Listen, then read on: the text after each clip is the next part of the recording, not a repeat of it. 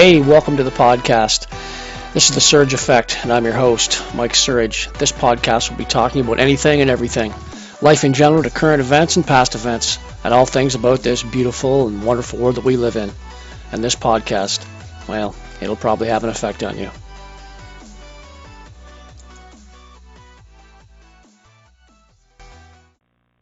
All right, and we are live, and welcome again to another episode of The Surge Effect. Thanks a lot for tuning in, everybody. It's much appreciated. Before we get going on today's podcast, I just wanted to mention two sponsors. Our first sponsor is, of course, Love My Legs.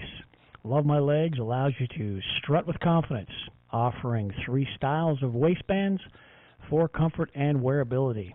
It's the only lifetime guarantee in the industry. For more information, follow them on Facebook at Love My Legs. Just click on the description link below and you can follow them on Facebook. Our second sponsor is T-Shirts, She-Shirts.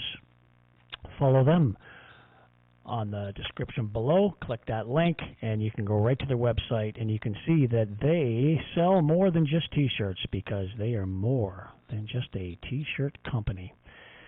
All right, with that being said, let's delve into today's podcast. I'm going to dive right in and start talking about what happened on June 14th in our House of Commons here in Canada. They were looking to get Marco Mendencino, his resignation. They wanted him to resign for what transpired because of Paul Bernardo being taken from a maximum security prison to a minimum. So, who's Paul Bernardo, you might ask? Well, I'm not going to show his picture, but I will pop up a description of a little bit about who he is here, just a second, and there it is. Paul Bernardo, he was known as the Scarborough Rapist, and he killed Kristen French and Leslie Mahaffey back in the 90s, early 90s, and he was a monster. Right now he's sitting in maximum security. He should have been there all along. He should never have been transferred anywhere, but he was, and this fella here, Marco Mendencino, he is the Public Safety Minister of Canada, and he said that he didn't know anything about him being transferred. Now, I'm going to show you some videos and in regards to just that. This happened in our house the other day, and let's first start off with Pierre Poilievre, who is the leader of the opposition. I'm just going to queue up a quick video here. And he is going to ask Mendencino a couple of questions, so listen to this.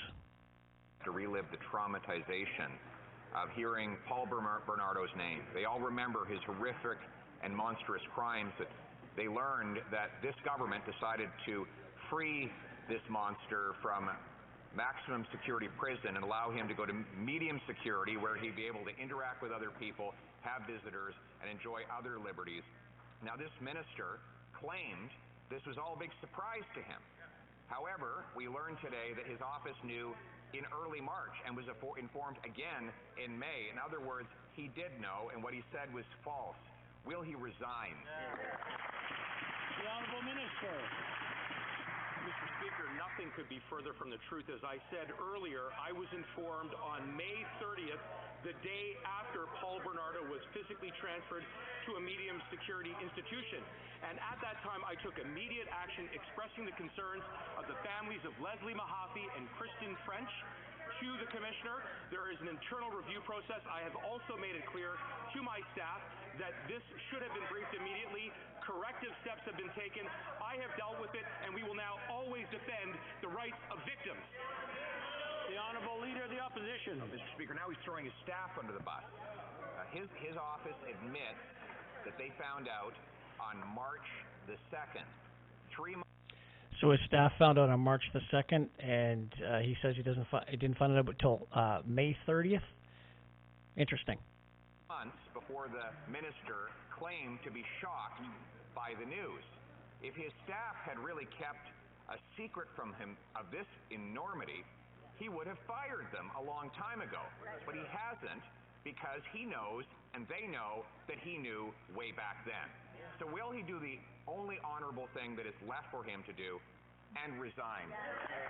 Hear, hear. Resign. Mr. Speaker, I invite the Leader of the Conservative Party to repeat that allegation outside of the House.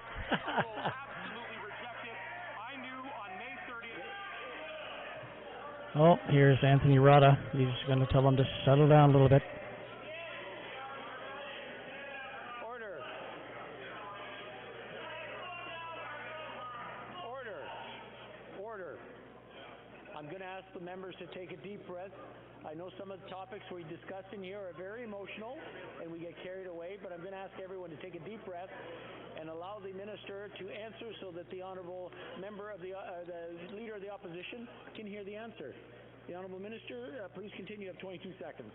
Mr. Speaker, it is the Leader of the Conservative Party of Canada who misleads this House when he impugns my knowledge before May 30th. I had made it absolutely clear that that was the day on which I found out.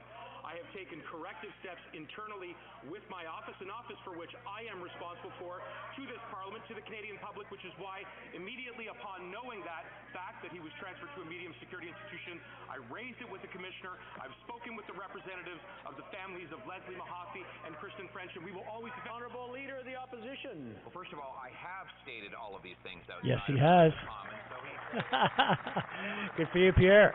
whatever threat he's trying to make, he can act on. But more important than that, he did not act. His office knew on March the 2nd. He expects us to believe that his staff just forgot to walk down the hall and inform him that perhaps the most notorious killer in Canadian history was being moved out of a maximum security penitentiary to enjoy more luxuries and more freedoms in a medium security penitentiary. Finally, he has the power now to designate mass murderers all to go into maximum security prisons. He could have done that weeks ago. Why hasn't he done it, and why hasn't he resigned? The Honourable Minister. Mr. Speaker, the Leader of the Conservative Party of Canada lays out a prescription for political interference which foreshadows what Canadians would get with a Conservative government. On this side of the House, Mr. Speaker, we recognize the independence of those decisions, and when I became aware of the fact that Bernardo had been transferred to a medium security institution, I raised it with the Commissioner. I raised the concern. I'm going to have to interrupt again. I mean, it's Oh, getting way... Anthony Rada is going to interrupt one more time. Take a deep breath. People are fired up on the PC side. 20 seconds. Mr. Speaker, Say you're sorry. the Leader of the Conservative Party of Canada, Canadians know they will get a prescription for political interference. On this side of the House, we're doing it the right way. Today, I will be issuing new ministerial instructions to the Correctional Services of Canada to make sure that they put victims' rights at the center of decisions to transfer, that they inform victims' families before those transfers take place, and we will always stand up for their rights. The Honourable Leader of the Opposition. Mr. Speaker, it is the legitimate power of a public safety minister to issue directives about classes of prisoners. The former public safety minister, Ralph Goodale, did that about prisoners suspected of having contraband. That's right. That is normal. That is a power that the minister has today. He could classify all mass murderers as requiring maximum security detention. That is a decision he could make now. It is a decision he could have made on March the 2nd when his office became aware that this monster was being transferred out of maximum security prisoners. Why, given that he has not done that, and because he has misled this House, will the Prime Minister fire him? Probably not. He doesn't fire anyone. He should be fired himself. Speaker, perhaps the Leader of the Conservative Party of Canada did not hear my last answer. We will be issuing new directions to the Correctional Service of Canada to ensure that they put victims' rights at the center of these decisions, to be sure that they inform victims' families before these transfers take place, and to be sure that I am directly notified on a go-forward. What did they get with Conservatives, Mr. Speaker, the last time they were in government? Cuts to the Correctional Services of Canada in the amount of $300 million in their last year of government. That's the difference between what Canadians get with Conservatives and what... So, Mendencino, he seems to deflect what's actually been asked of him. Been asked the same question over and over again, and he keeps saying stuff that's not even related. So we're going to let Melissa Lanceman. She is the next person that's going to ask some questions. Here's Melissa here, picture of her. And she's awesome. She does a great job in our house. For her constituents in Thornhill, they should be very, very happy with what Melissa's been doing for them. And Raquel Dancho, she is amazing as well. So for her people in her riding of her area out in Manitoba, they should be thrilled with what these two women do. It's amazing. So we're going to listen to what these two women say and what they ask in the house. We'll start off with Melissa first, and then Raquel. So here we go. Of law enforcement to implement the Emergencies Act. That was false. He told Canadians that the Beijing-run police stations in our country were closed, and that was false. And then he told Canadians that he didn't know about a child rapist and murderer, Paul Bernardo's transfer out of a maximum security prison. He stood in front of the victims' families and acted shocked. He knew for 3 months, and now he's throwing his staff under the bus. So which staff member did he fire? The Honourable Minister for Public Safety. Mr. Speaker, you're absolutely right. I stood with the families of Kristen French and Leslie Mahaffey because I have great care for them, as do all Canadians. That's why I called the Commissioner to express my concerns. That's why she's conducting a review of the decision. That's why I'm issuing new instructions to the CSC. Shameful. The Honourable colleague refers to the Emergencies Act. I will always defend this government's decision to invoke that act. While we were working around the clock to restore public safety, what were the Conservatives doing? What was the leader of the Conservative Party doing? He was serving up Timmies, Mr. Speaker. In this side of the House, we will always defend law and order. So now he's trying to throw Pierre under the bus by saying he served up Timmy's. Well, he was standing with the people that were legally protesting, which is their right under our Charter of Rights and Freedoms here in Canada. So he has always taken the same stance in regards to people that were doing blockades, which was illegal, and the people that had a legal right to protest, period. And now he's saying, oh, what did they do? Oh, he gave out coffee while we were standing up for Canadians. They invoked the Emergency Act. The Liberals all voted for it, and they were basically trampled Canadians. They assaulted Canadians. They assaulted veterans that were at our memorial in Ottawa. It was disgusting. You can check out videos from my previous podcast in regards to that, the Emergency Act. So he's getting off topic. Why didn't he notify people about Paul Bernardo in his move and tell them to stop it and keep him back into maximum security? Why? That's a good question. Well, member for Thornhill.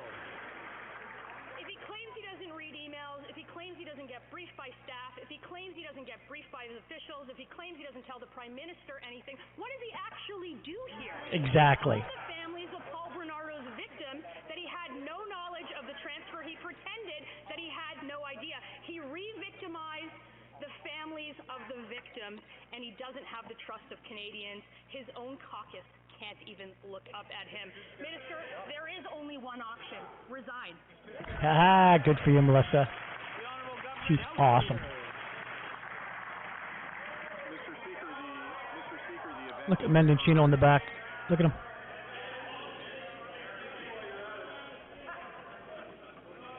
Oh, here's Anthony Rada again, wanting to settle them down. Of course, it's a heated discussion. This guy's a monster that they're talking about. The horrific events that were a result of the absolutely heinous crimes by Paul Bernardo are something that exactly, Mr. Holland. I would say by every single Canadian. That what the minister has stated, this is a decision that was made by Correctional Services Canada, which acts independently. The minister indicated that when he became aware of it, he indicated to Correctional Services that he did not find that decision acceptable, asked for it to be reviewed, and we also have asked for take a victim-centered approach going forward in corrections, and I want to work with the party opposite on that because I know they care. The Honourable Member for Kildonan St. Paul. Mr. Speaker, this is a pattern of misleading behavior from the minister. That is the problem here. Exactly, misleading behavior. He said he wasn't banning hunting rifles. That was false. He was banning hunting rifles. False. He misled hunters. He misled farmers. He 100% misled. He was forced to back down on that as a result, but he broke the trust of hunters and firearms owners, Mr. Speaker, and he will never get that back. How How can the Prime Minister have a Minister of Public Safety that can't be trusted? Great question. Great question. Mr. Speaker, I rise once again because I think that we are all unified. Mendencino back smirking again. And I think that we're all unified in our desire to make sure that the victims, not only here but in every instance, are protected. And that's why I think the minister's offer to have a conversation about how we can use this to instruct a more victim-centered approach in our corrections is the right approach. And I would invite the opposition to participate in that discussion. I think the minister has been clear that the decisions made by Correctional Services Canada was one that we do not support and have asked them to review. The honourable member for Kildonan St. Paul. Mr. Speaker, I don't think the member is listening to the exchange going on here. The minister also claimed that the illegal Beijing police stations operating in Canada were closed, but that wasn't true either, was it, Mr. Speaker? These Nope. police stations not only violate our sovereignty, but they threaten the security of Chinese Canadians. It is issue after Chinese issue police with this stations decision in Canada. to mislead the public. It is critical that the Minister of Public Safety, above most ministers, has the trust of Canadians, Mr. Speaker, and yet he has repeatedly misled Canadians on issues of public safety. How can he be trusted to keep us safe when we cannot trust a word he says? The honourable Minister for Public Safety. Mr. Speaker, my colleague across the way is not the final arbiter of trust. It is Canadians, and we are working hard every single day to protect public safety. We've introduced... Talking about Canadians being the arbiters of trust, please comment below in regards to whether or not you trust Marco Mendencino for what you know about him. If you followed what's going on, of course, in regards to the Chinese police stations that were in Canada, he said weren't here. They were. The hunting weapons for hunters and stuff, he lied about that as well. I mean, it just goes on and on. Anyway, just comment below whether or not you believe that he's trustworthy. Bill C-21, which will take AR-15 style guns out of our communities. The Conservatives want to make those types of guns legal again, Mr. Speaker. My colleague refers to the so-called police stations. The RCMP have repeatedly confirmed that they have taken disruptive action to stop foreign interference in relationships. Well, I'm not sure about all that because there were still two left in Quebec at the last House of Commons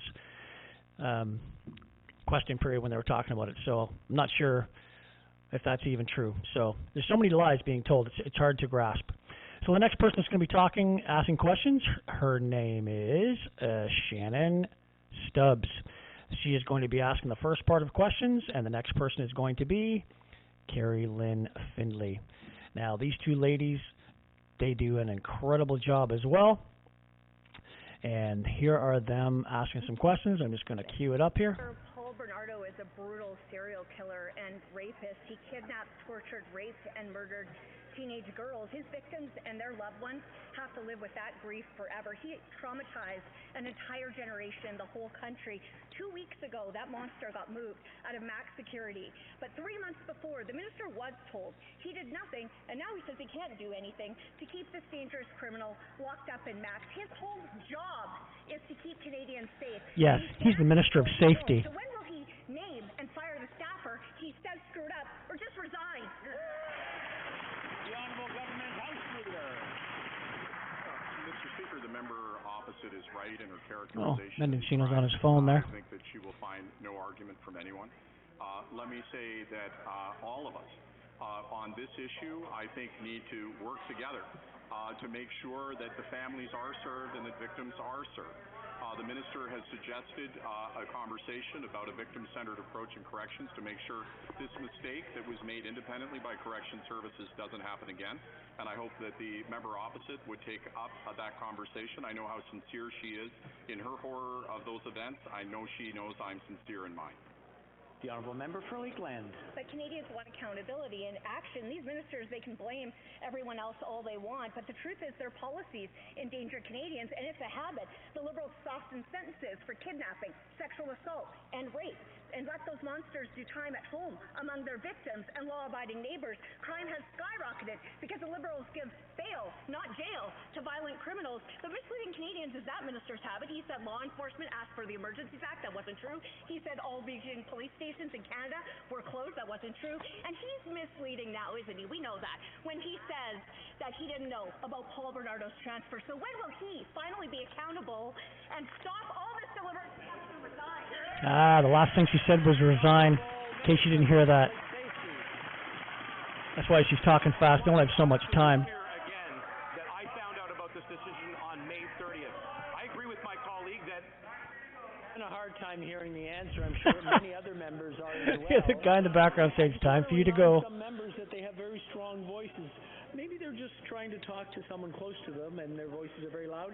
I want them to be very mindful of the strength of their voices. The Honourable Minister.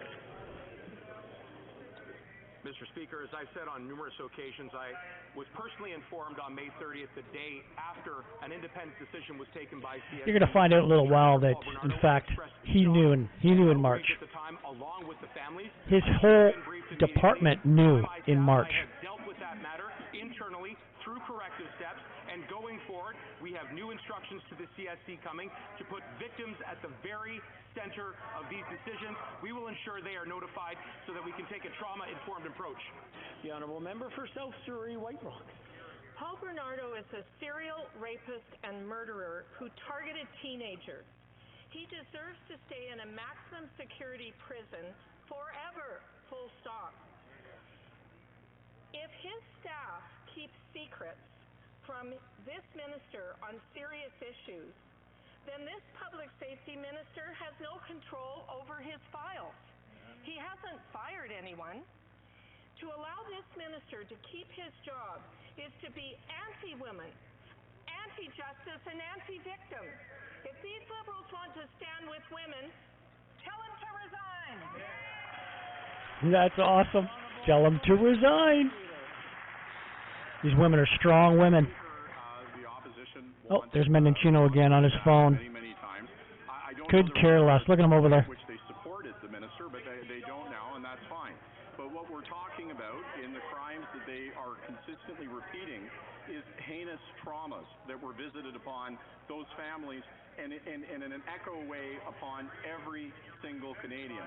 And what I've heard from that minister is an offer to have a conversation about how we ensure that correctional services doesn't make a decision like that again, and that we work together on that. And I look forward to constructive offers from the other side, not just... The Honourable Member for South Surrey, White Rock.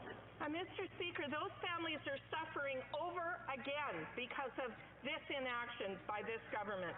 That minister makes an art form of spreading misinformation. He said CSIS didn't inform him that Beijing was targeting an MP. Chinese-run police stations were closed.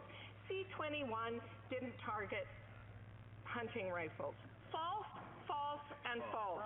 Now he says he didn't know Paul Bernardo was transferred to medium security. He's known since March. Canadians deserve a public safety minister who tells the truth, and this one that threatens our safety with his deception. Resign! The Honourable Minister for Public Safety. Mr. Speaker, I won't, because I continue to be focused on the No, I won't. for all Canadians. Mr. Speaker, I issued ministerial directions to the service to ensure that the elected government would be briefed on... Because the money's too good, that's why he won't. The money's too good. Yeah, that's why he won't. Parliamentarians. I am going to be issuing directions to the CSC to be sure that this office is briefed directly when it comes to inmate transfer decisions. That is what responsibility looks like, Mr. Speaker. On the opposite side, what are we getting? Responsibility should have been him looking into this right off the bat. That's what responsibility should have been. But for some reason, he sidetracks everything, goes off on a little tangent. Anyway, so just before we close off the podcast, I'm going to pop this up here from a Carmack Mac Sweeney. This he just posted on Twitter, a little tweet from him. Prime Minister's office says PM was informed of Bernardo's transfer the day it happened, but a staff member from the PMO was alerted about the possibility of a transfer in March. So, as the minister said in the question period, we should have been informed earlier, and he has dealt with that. The Prime Minister was briefed on Monday, May 29th, when a staff member in the Prime Minister's office was alerted in March by the Privy Council office about the possible of a transfer. Inquiries and requests for information were immediately made to the Public Safety Minister's office. That was the right step to take given the Public Safety Minister's responsibility for the Correction Services of Canada. So that was tweeted out by Carmack McSweeney. So anyway, in closing, this is what happened when Mr. Pierre Poilievre, when he stepped outside, and of course the reporters jumped on him and started asking him questions about what happened. So here we go. Moved from a maximum security penitentiary to a medium security penitentiary, and Minister Mendencino said he was shocked, totally shocked. And now we know that he was informed 3 months earlier and did absolutely nothing. At least 2 emails that he got from Corrections Services informing him of this move. And then after the fact, he claimed that he knew absolutely nothing about it. This is not the first time Mr. Mendencino has lied to Canadians. I have a list. You need a list because it's hard to keep track. He lied saying that the police had asked him to bring in the Emergencies Act. They did not. He misled a federal judge by backdating documents. He admitted in committee that the RCMP was using spyware to gain information on Canadians. He lied that the Safe Third Country Agreement was working. He claimed it was impossible to close Roxham Road, something that has now happened. He claimed that his amendments would not ban hunting rifles. And then later on, he had to admit that they did ban hunting rifles and reverse those amendments. He said that the CSIS report on Michael Chong's family being targeted by a former government never left CSIS. We now know that the documents went from CSIS to the Prime Minister's National Security Advisor. He claimed there were no more Chinese-controlled police stations in Canada. Now we know there are at least 2. The list goes on and on. He lied about his knowledge that Paul Bernardo was being moved from a maximum security penitentiary to a medium security penitentiary, something that he has the power to stop. So he lies and lies and lies and lies. He lies about suspending the civil liberties of Canadians. He lies about banning hunting rifles for law-abiding Indigenous Canadians and farmers. He lies about Canadian parliamentarians being targeted by foreign intimidation. And now he's lied about his knowledge and role in moving Paul Bernardo from a maximum security penitentiary to a medium security penitentiary. These are too many lies. It's one lie too many. It is time for Marco Mendencino to resign. It's time for Marco Mendencino to resign. Yes. You can put your comments below. Once again, let me know what you think. Do you think it's time for Marco Mendencino to resign? I know what I think, and I know what I've seen over the last several years in regards to a lot of different things, going right back to, of course, with COVID and the Emergency Act to present day. Lots of lies, lots of mistruths, does it in the House, out of the House, and it just it goes on and on. Anyway, so that's it. That's all I have to say in regards to all that, and I'm done with that Bernardo thing, because that guy's a monster and deserves to stay in maximum for the rest of his natural-born life, period. End of story. Thanks for listening to this episode of The Surge Effect, everyone. It's much appreciated. I'm also found on Rumble.com. Don't forget Rumble. Head on over to Rumble.com, and you can just type in The Surge Effect, and you will find me there. All my videos from YouTube are automatically uploaded to Rumble. Even the ones that YouTube takes down, they go over to Rumble. So the ones that have been taken down, I've had several of them taken down over the last couple of years, and they are on Rumble. Please don't forget to subscribe and like. Hit the little bell up at the top, and you will be notified every time I put up a new video and every time a new video is posted. When you like, it does something with the algorithm with YouTube and moves everything up the chain a little bit closer. And that's just how YouTube operates. I can also be found on Android and iPhones using a app for podcasting. All you do is once you load up that podcast app is type in The Surge Affect. You can do it on Spotify as well. I'm on Spotify. I'm on all Android, iPhone, Spotify, any place where you can find a podcast. I am there. Anyway, until next time, everyone, please have yourself a great day, and we'll chat later. Cheers. This episode sponsored by He Shirts, She Shirts. Go to www.heshirtssheshirts.ca. Just type in the letters TSA, The Surge Effect. When you check out, type in TSA for your coupon and receive 10% off your next purchase. Thanks for listening to today's podcast, everybody.